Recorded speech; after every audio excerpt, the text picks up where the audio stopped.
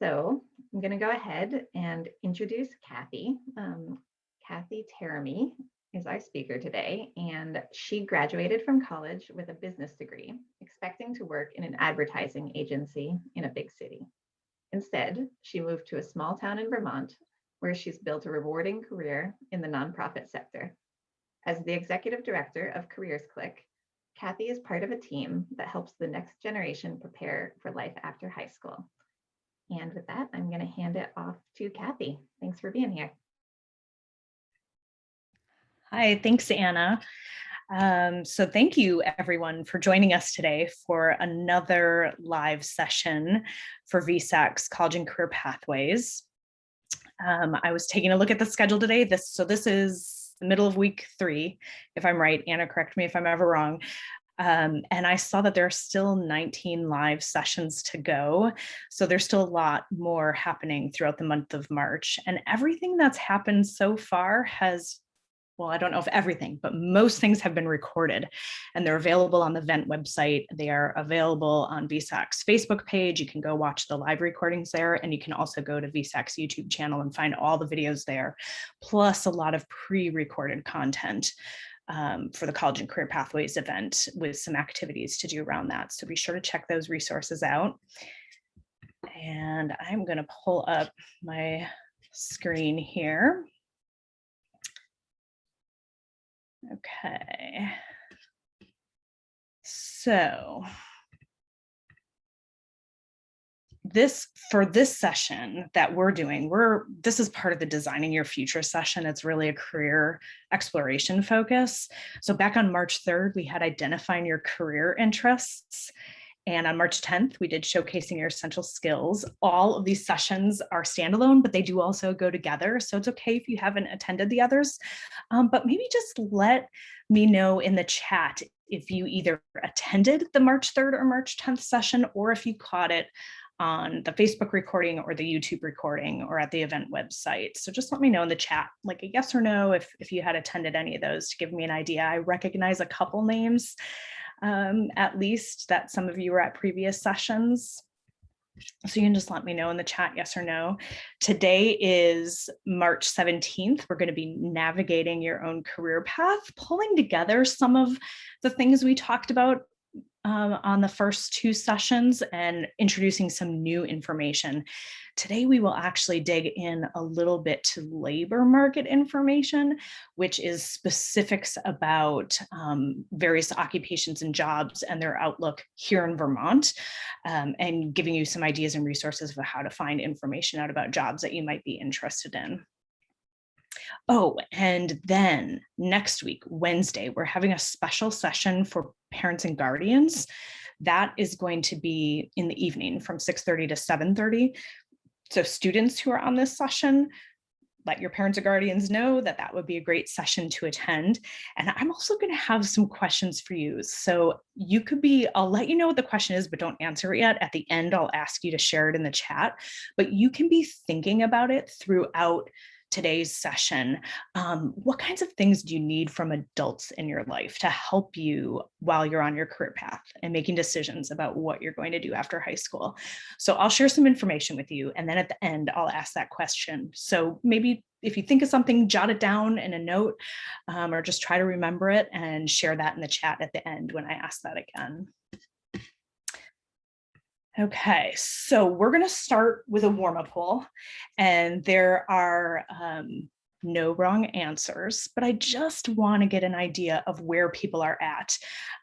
So before we pop up that poll, if you're an adult representing a student in this session, see if you can try to answer this on behalf of your student.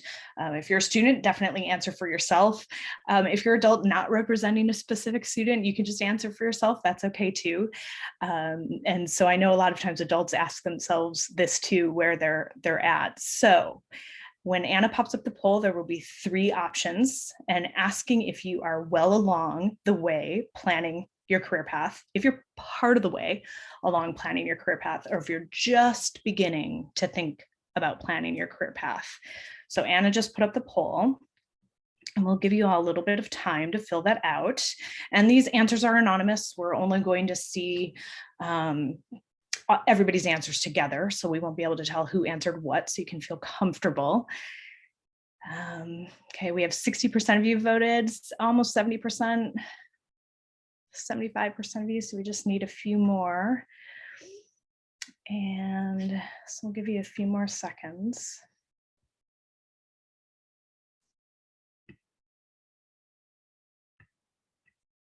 Oh, there we go. Got some more.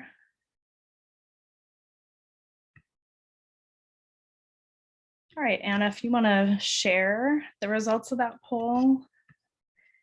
Okay, I'm going to read this out loud. I know everyone on this Zoom session can see this, but when this session is recorded, you can't see the results of the poll, so I'm going to read it out loud. 17% of you said you're well along the way. That's great. 8% of you part of the way, and 75% of you just beginning. So all of those are okay. It may have to do with how far along you are in high school, how old you are, but it might not. Students of the same grade level can be in two different places, and that's fine. But I'll admit that I'm excited that a lot of you are just beginning, because this is a really exciting time to be thinking about what are you going to do after high school. There are so many options available to you. And I'm glad I get to be a little part of that as you're starting to think about what you're going to do, and to help share some resources and information with you. Okay, so thanks for sharing that. Okay, so I think last week's session, when we talked about skills, we framed it in a way of identifying, gaining, and being able to talk about skills that will help you have a successful future. We didn't spend a lot of time talking about success, but I did say that almost everybody has a different definition of success. And for each person, that definition can change over time, depending on where you're at in life. But still, I wanted to spend a little bit more time today talking about success. So a lot of times people think, especially the younger you are, this is definitely the way I looked at things. When I know what I want to pursue, if I go to school for that or college for that, whatever, get training for that thing, I'm probably going to be that for the rest of my life. And it's going to be like this smooth path. So you think it's a linear path, a straight line, but oftentimes the path looks a lot like this. There are twists and turns. You might change your mind. There could be changes that you have control over. There could be changes you don't have control over. Things happen to you that you weren't expecting, and you need to make a change on that path. So it can be helpful to just think about what that path might look like, and then be open to change. Some of the change can be great change. Some of the change can be challenging change, and you'll need to know how to deal with that.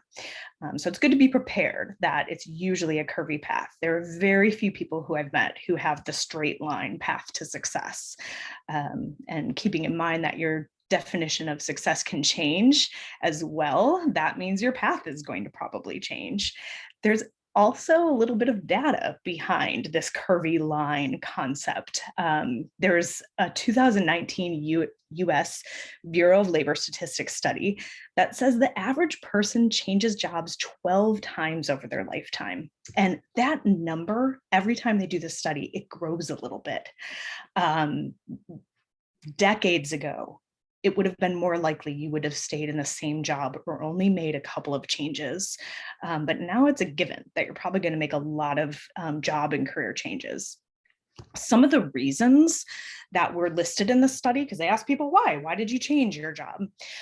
Some of the reasons were things like seeking higher pay. If that is part of your definition of success or a need you have at the time, you might change jobs because you can get better pay in a different job. Maybe better benefits and job perks outside of pay. It could be that a person is relocating. They need to move to a new place for one reason or another, so they have to change jobs. It could be that they are either seeking career advancement, or career advancement has come their way. An opportunity came for them to move up the career ladder in their profession. they might be interested in choosing a less stressful job. Sometimes that happens to people where suddenly their definition of success in their career is about having less stress in the job, where that might not have been an important feature earlier for them. Could be changing career focus. They're looking for a better work-life balance. It could be a reorganization at their company. Now, that's an example of something that they can't control, and cause them to need to change their job or career. They might be looking for more interesting work, a better work schedule.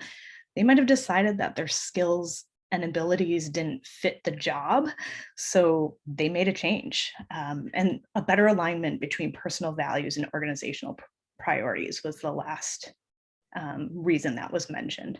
So when you hear all of those reasons why people might change their jobs and make a twist or turn on their career path, you can think of some of those things as you're deciding what you want to do after high school, what kind of education and training you want to pursue, what are your values now, what is your definition of success. How, can you make some projections of how that might change? And some of these reasons might lead you a certain direction on your career path. So that's something that could be helpful when you're making choices, because you have a lot of choices to make. So be thinking about those things.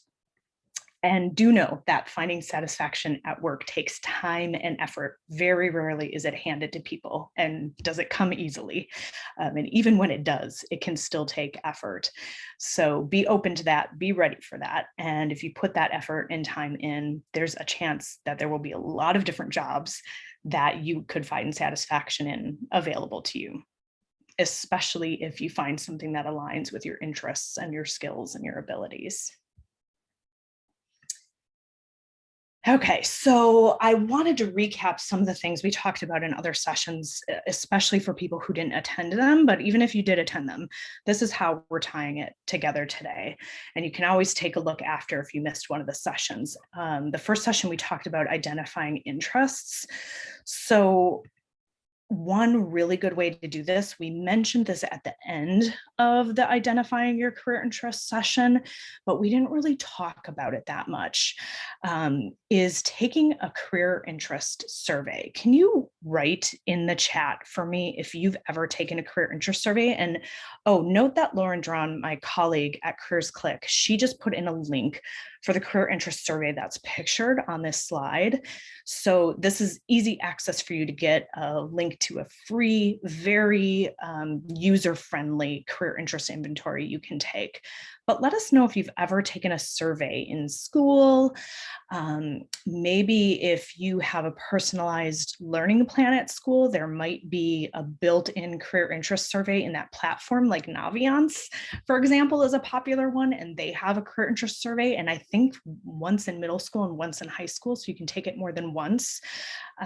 A school counseling office, a guidance office may have examples of different surveys. They may have different things you can do on a computer, something you might be able to do on paper.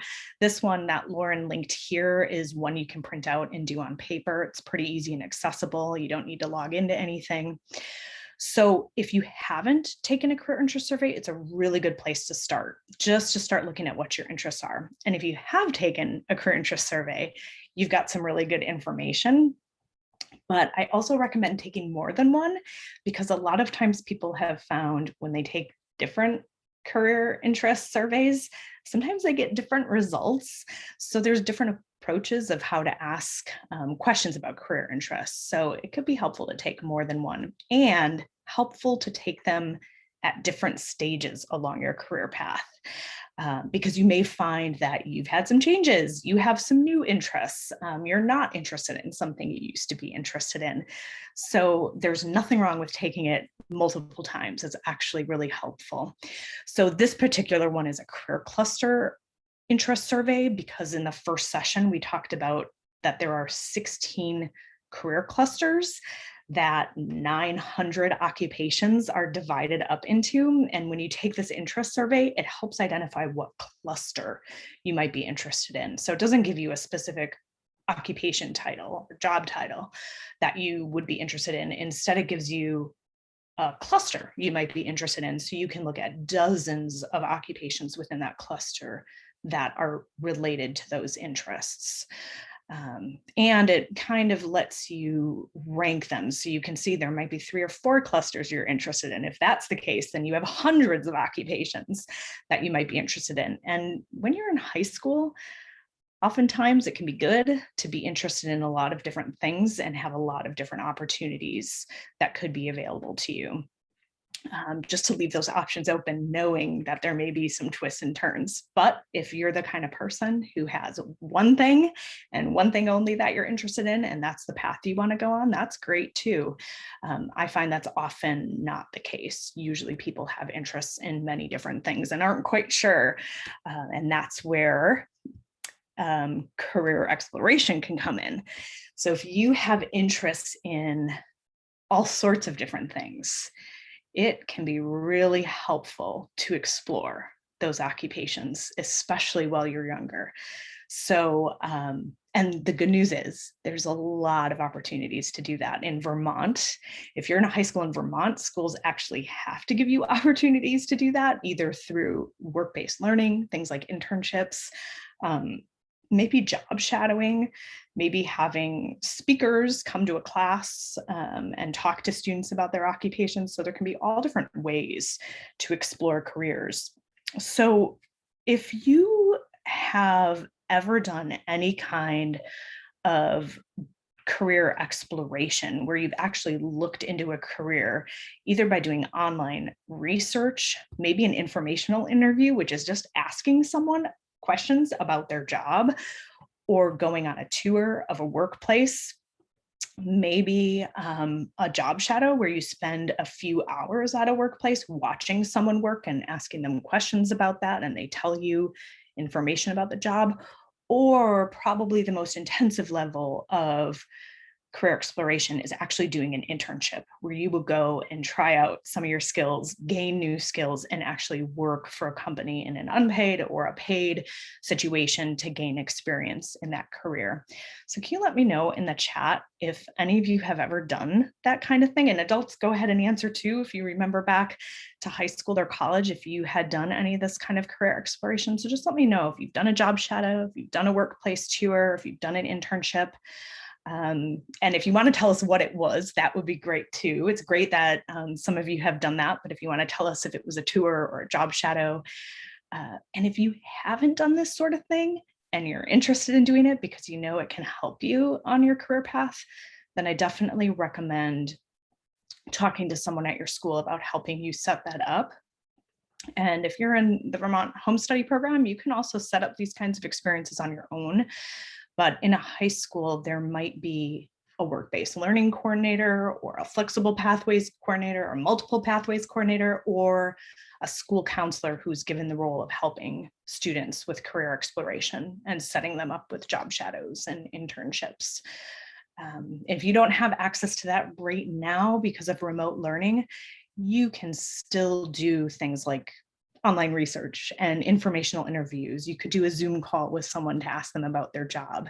If you know you want to be in an engineering kind of job and you know what kind of engineering, let's say electrical engineering, maybe your school can help you find someone, or your parents or guardians or a neighbor or a friend knows someone who you could interview and ask about their job. So that's all great steps you can take to learn about different occupations to help you as you're exploring different careers.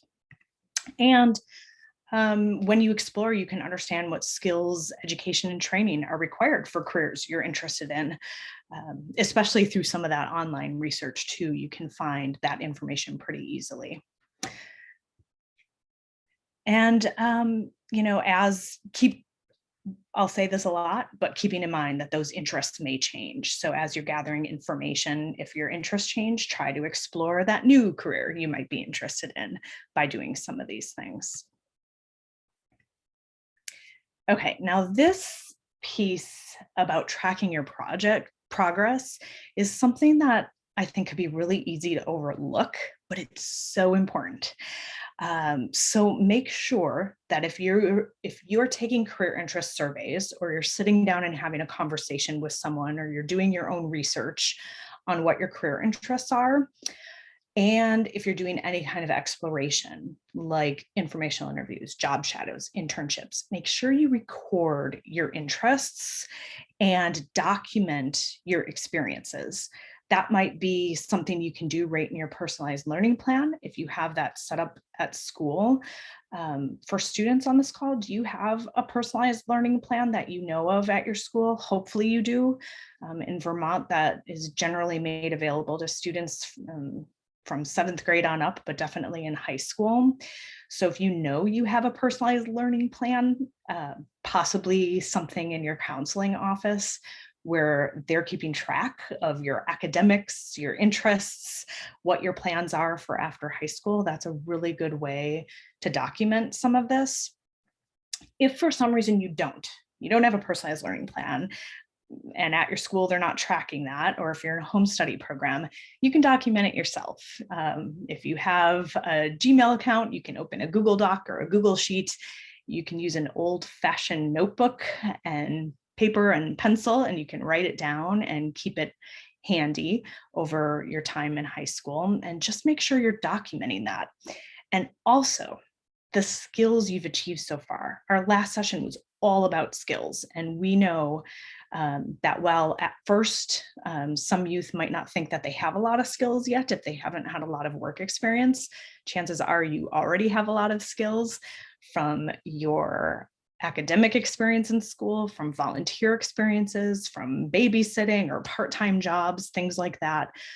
Be sure to document those skills and be able to demonstrate the skills that you've achieved so far. So all of this tracking of your progress is important for many reasons. It helps you yourself with your own career path planning. But let's say you have your first interview, and maybe it's for an internship, maybe it's for a part-time job. If you have everything documented and you need to provide a resume with a job application, or you need to provide a resume when you go on an interview, or you just need to talk about yourself and your interests and your skills, if you have that all documented, that will be really easy for you to talk about. You don't have to recall from memory. You can look over your notes and the documents that you've made tracking your progress so far. So it'll make typing up that resume that much easier, or preparing for an interview. It can make you much more confident talking about those skills. I know we shared in last week's session, but it's relevant to today's session as well, that VSAC has a session on resume writing and interview success strategies, where you can watch a handful of video clips, and there are some guided questions after each video clip. And it can give you all sorts of insight on how to write that first resume and how to prepare for that first interview that you might have, that will really give you an edge over someone who didn't do that kind of preparation and maybe didn't document their progress on their skills and their experiences and their interests. So all of these things can just really help you as you're working on your career path. Okay, we're going to play. Oh, it looks like Anna is putting those links in there. So if you want to see that intro to resume writing, that's the link there. You can save that for later. I highly recommend it. I went through both of these sessions on resume writing and interviewing skills, and they were top notch. I thought they were great. Gave me some tips that I didn't even know, because the person leading them has a lot of experience in resume writing and interviewing. So there you go. You've got both those links there in chat. You can click on and bookmark or copy for later. So before we dig into some labor market information that will talk about specific occupations, I want to just do a little warm up game to get us ready for thinking about making choices. So I'm sure you've played Would You Rather before. Most people I've met have. So we're just going to do 3 Would You Rather questions. And if you played this before, you know that you have to pick one of the 2 options, even if you don't want to do either. So it's would you rather. Which one would you rather do if you have to pick one? And kind of just for fun, but it'll give you an idea of what we'll be talking about next. So for the first question, Anna, if you can pop up that first poll, Would you rather drink from a puddle in a parking lot or mow the lawn with your teeth? Kind of silly, but you have to answer one. So we'll give everyone a little bit of time to answer these, and we'll see if this is 50-50 or if there's a clear winner between these two options with this group here today. Okay, it looks like half of you have voted. And for adults on this call, definitely vote to go ahead and play the game. Okay, we have about 60% of you. We give a couple more seconds for a few more of you to answer. Okay, I'm going to end that poll and share those results for everyone. So it looks like 78% of you would rather mow the lawn with your teeth, and only 22% of you drink from a puddle in the parking lot. So I think you've got the idea. Now we are going to go to the next one. So Anna, if you want to pop that up, would you rather cook a 4-course meal for a group? This is not a box of macaroni and cheese. Or would you rather clean up the kitchen after the meal? So would you rather cook a 4-course meal? So it's like a soup, salad, appetizer, main entree, and let's say a dessert. Or would you rather clean up the kitchen after because cooking is not your thing? No, we have more people answering this poll, so this one might be a little easier to pick one of those two. Maybe a few more seconds. All right, I'm going to end this poll.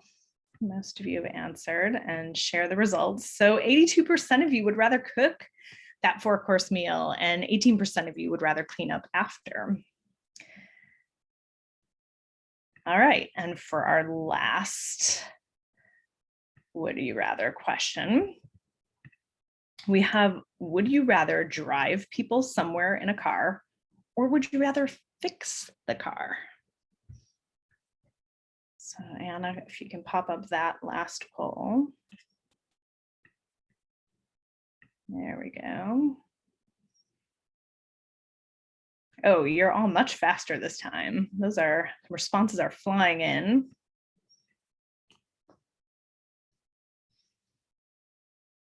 Okay, give you a few more seconds for the last people to vote. Would you rather drive people somewhere in a car, or would you rather fix the car? Okay, I'm going to end this. We'll share the results. It looks like 73% of you would rather drive the car and 27% of you would rather fix the car. Okay, so that at least gets you warmed up to thinking about choices you might have. Now, in real life, I'll say rarely is it a choice just between two things, especially when you're career planning, but sometimes it might be. You might be interviewing for jobs and you get 2 job offers and you have to choose between those 2 job offers. So you'll be asking yourself a lot of would you rather questions. Would you rather work 5 miles from home or 25 miles from home because the 2 jobs are in different locations? Would you rather work for this amount of pay or that amount of pay? But wait, the job with less pay has better benefits and the job with more pay has less benefits. There's all sorts of things that you might have to decide what you would rather do when you're making job choices, along with things we're talking about right now, like what are your career interests? What would you rather do after high school to prepare for some of those careers you might be interested in? So lots and lots of choices. I am going to ask Lauren to share a link to the Pathways to Promising Careers brochure. I don't know if you as students have ever seen this, but the McClure Foundation in Vermont and the Vermont Department of Labor put this brochure out every 2 years with 10-year job projections. And this is data just about Vermont, but every state has this data. So if you're interested in data from another state, you could go look at it as well. They might not have it in a fancy, colorful brochure like this, but every state has this data available. And this is something that the McClure Foundation has distributed to high schools for the past few years in a paper format of a fold-out brochure. But today, Lauren just shared the link, so you can click on that if you want to see the brochure on your own device, either while we're talking about it now or maybe after. But what I'm going to do is talk to you a little bit about how the information is laid out in it. So this is an image of the inside of that brochure. And you'll see, I'm going to show you 2 pages. This is the first page. And you'll see different colors here. So there's different sections with different colors. And what these are is the McClure Foundation and the Department of Labor divided Vermont's highest paying, highest demand jobs up into 4 categories by Holland code, which is a way to categorize jobs based on different characteristics. So you'll see here, and if this is really small on your device, don't worry too much about being able to read everything. You might be able to zoom in if you have that feature on your device. But this first orange section says, do you like to observe, learn, analyze, and solve problems? Or would you rather work with people and use your creativity to guide or persuade? So these are 2 different categories of high paying, high demand jobs in Vermont. And if you look through here, I will show you what some of this information means on this. What you'll see in the first column is an occupational title. These are actual occupational titles. And I had said earlier that nationally, there are just over 900 occupations when I was talking about them being divided up into those 16 career clusters. In Vermont, there is just about 560 occupations here. Not every state has every occupation that's available nationally, because each state's a little different. So there might be some jobs in one state that another state doesn't have for some reason or another. So in Vermont, there are almost 600 occupations. And these are actual occupational titles that are tracked in Vermont. The second column talks about the 10-year projected openings. So I had said earlier that this data is updated every other year, every 2 years, and it's based on 10-year projections. So these are the projections in Vermont of how many occupations will be open. So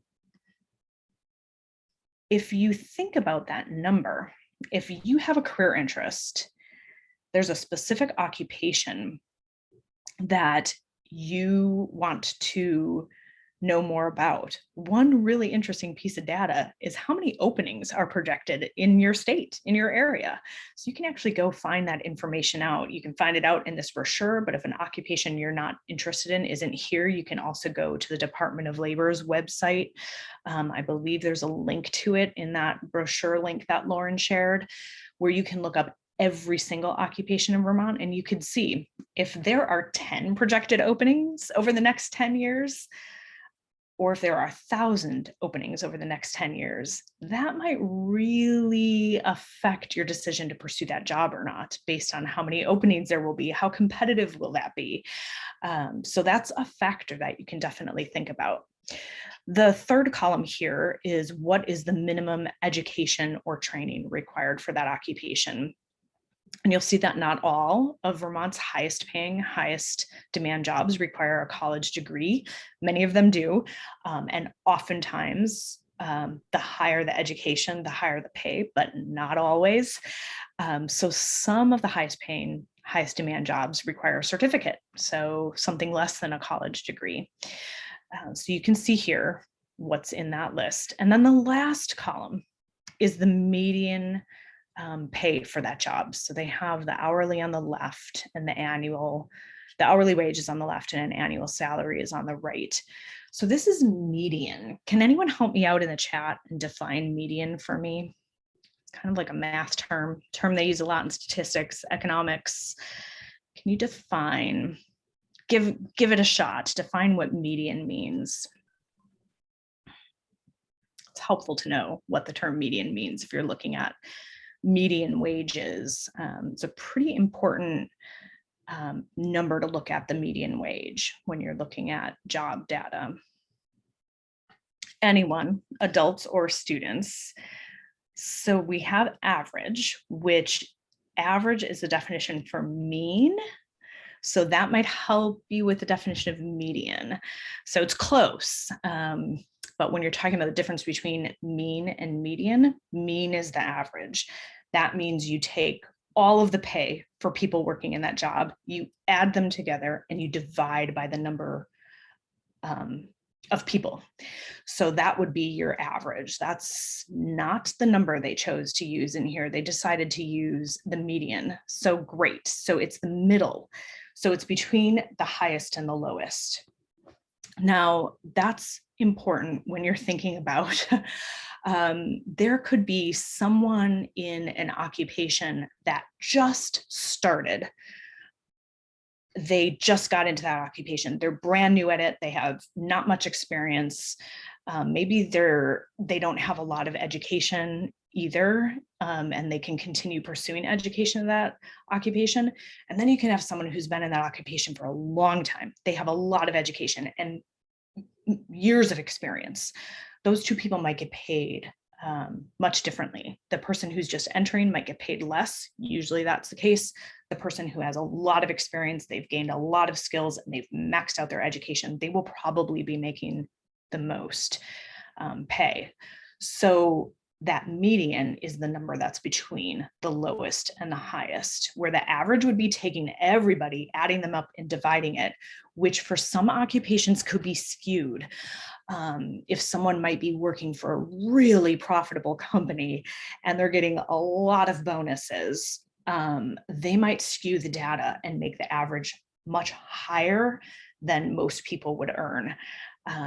So that's why median is really important to look at. It's that middle. So if you're thinking of entering an occupation after high school, after a training program, you just got a certificate, and you just got a college degree, you're probably going to be entering that occupation below the median. But once you have a little more experience, you get a little more training, you gain more skills, you might be right around the median. And as you do better and you gain even more skills and have more experience, you probably be earning above that median.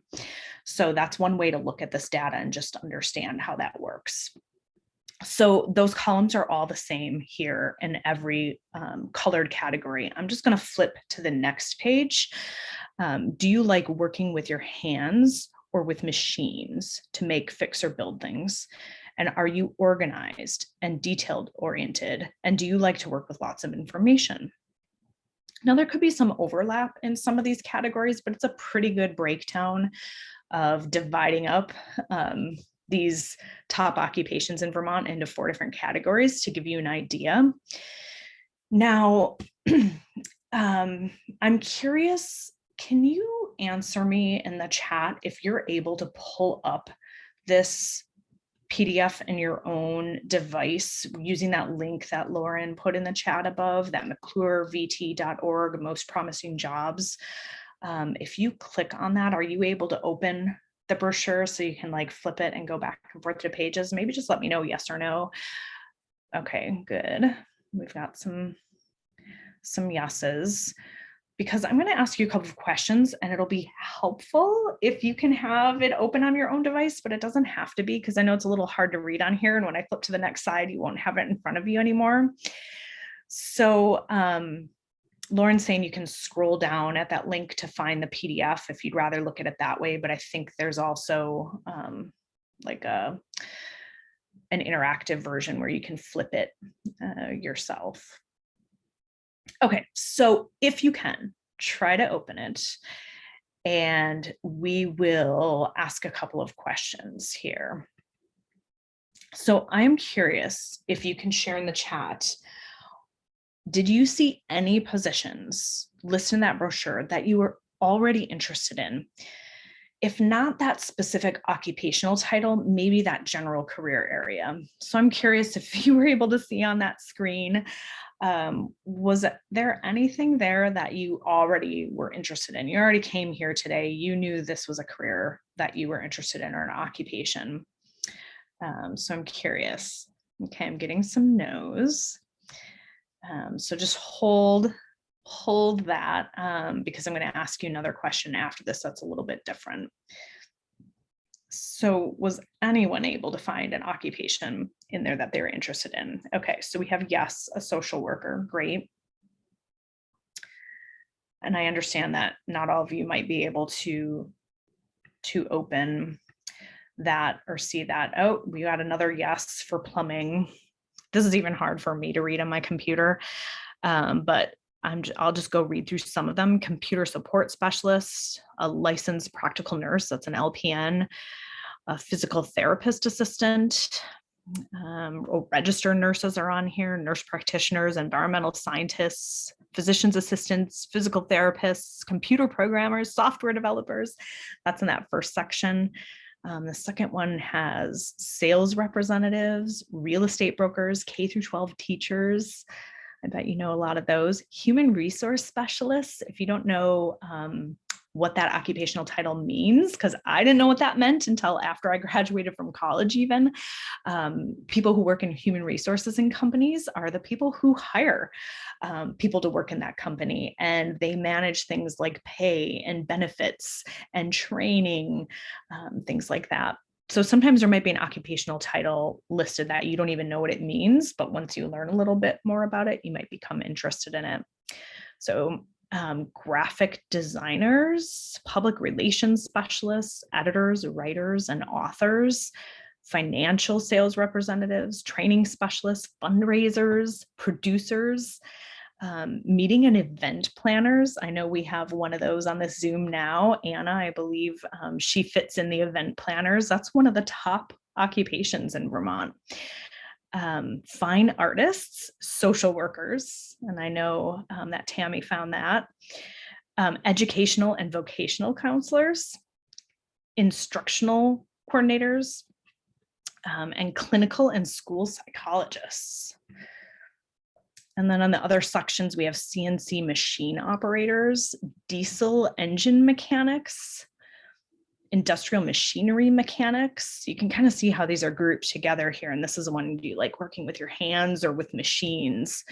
Heavy equipment mechanics, water treatment plant operators. Would you ever have known that was, I wouldn't have known unless I looked at labor market data, that that's a top occupation in Vermont. Heating, ventilation, and air conditioning mechanics, that's HVAC, and installers. There's a lot, over 1,000 openings projected in that field. Electricians, I know there's always a huge need. That's the highest number of openings in this category. Plumbers, pipes fitters, electrical power line installers, civil engineering, architects, and I'll go here to the last category.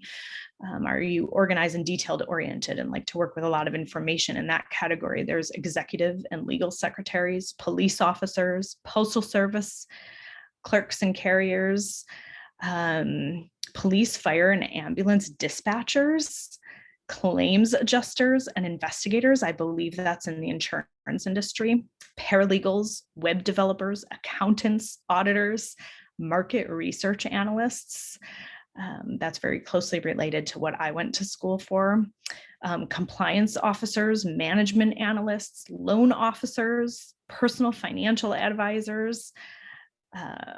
We have lawyers are in here, and pharmacists. So that's almost all of them. I didn't read every single one, but I read most of them. So now in my second question, was there a position on any of those pages in any of those sections that you're interested in learning more about? You might not have come here today knowing that you were interested in that career or even thinking about it at all. But just when I read off that list, or if you're looking at it on your own device, is there any position that you'd be like, whoa, that kind of sounds interesting. I don't know a lot about that, or I never thought about that. But look, there's a lot of openings. It's a high demand occupation in Vermont, and it pays really well. Can you just share in the chat you could share the position title, if there's anything there that you're interested in. Okay, we have architecture, great. So even if you didn't come here today interested in it, sometimes when you learn information about occupations, it can kind of pique your interest, and it could be something that becomes interesting to you. So if you came here today interested in an occupation that's not on that list, just know that that's a really small snapshot of occupations in Vermont. I think it's about 10% of the jobs that are available in this state, not individual jobs, but occupations. So if you go to the Vermont Department of Labor's website, you can get the labor market information, that same set of data on every single occupation in the state. So if you know that you're interested in an occupation that is not on that brochure that we just shared, you can go look it up and you can find out information, find out how many openings there are, find out what the minimum education or training is required, and find out what the median pay is. And now you know what median is, because that will be the data that you'll see there for that wage data. So you can go and look that up and find out more information. So that's the purpose of today, is helping you understand, how to identify those interests, how to explore different occupations, how to track your progress, and then how to access information about those careers you might be interested in. There's so much information out there. And you have a lot of opportunities to go different places to get help. So in our last few minutes, I actually want to start with a question for you.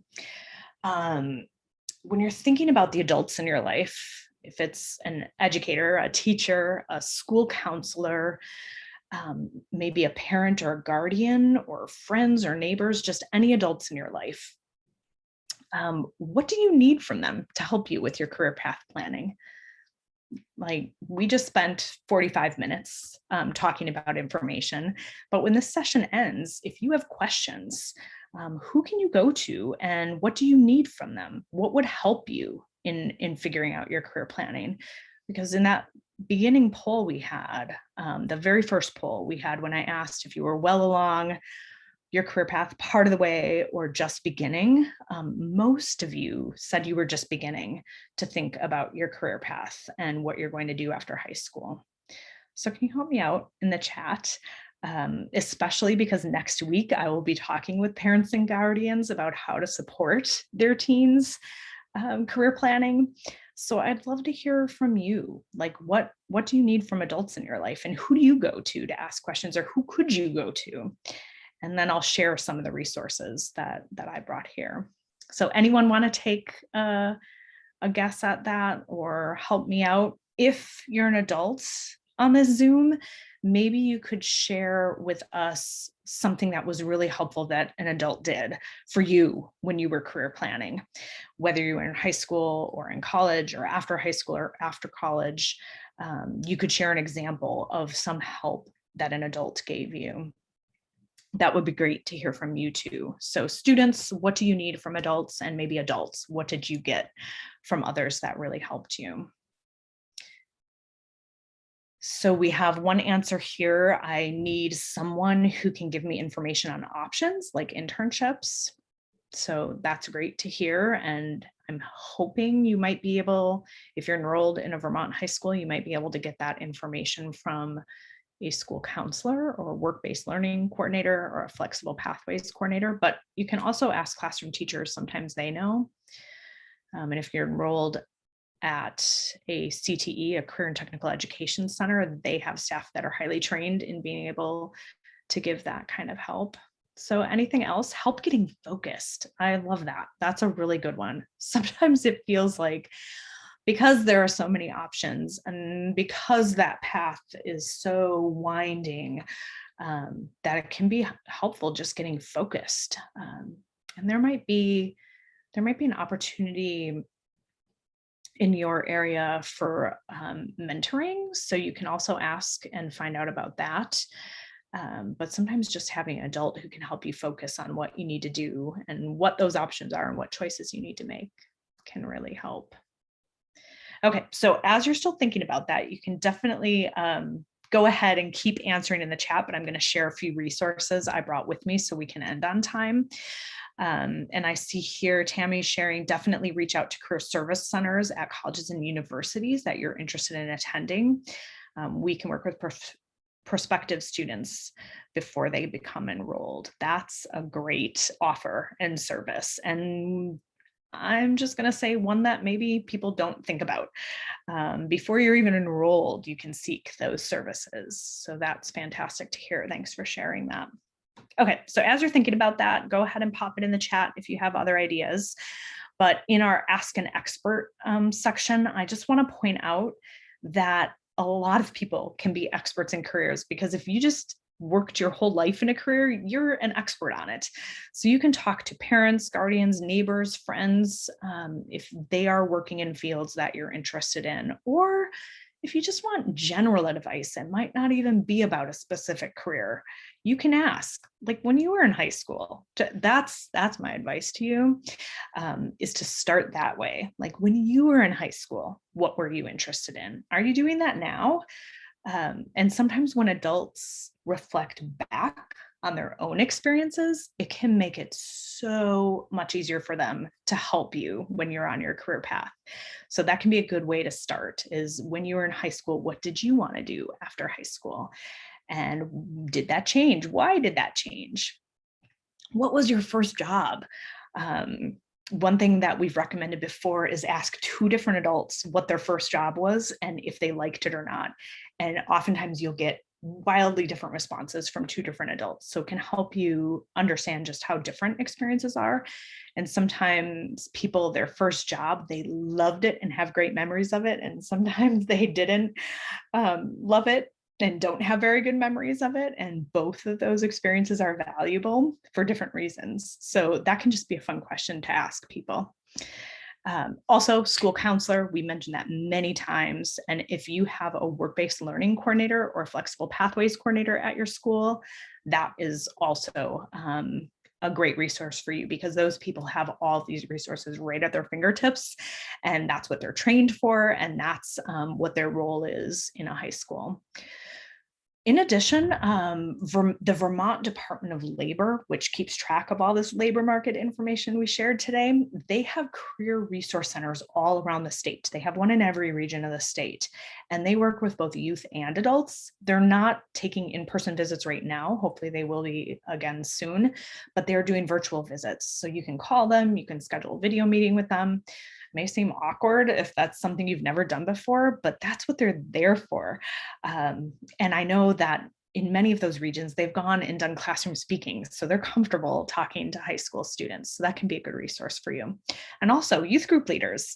If you belong to any youth groups, they can have a wealth of information about how to build certain skills and how to direct you on your career path, things like 4-H and others. And also, as always, you can explore on your own, and you'll see there's some examples of resources here. VSAC has tons of options in addition to this event and all the resources here. Vermont labor market information, which we talked about, that's on the Vermont Department of Labor's website. And mynextmove.org and myskillsmyfuture.org are 2 US Department of Labor resources. And they have information that is not specific to Vermont, although I think you can look for information by state, but they'll have information on national occupations and all the things we talked about today. So Lauren's sharing those links in the chat as well. Okay, so I know that's a lot of information. I know the session's being recorded. If there's a little piece of something you missed you want to take a look at, you can definitely go back and watch that section. You can click on some of these links, check out these resources, and let me know if you have any questions. And thanks for spending part of your afternoon with us today, exploring your career options.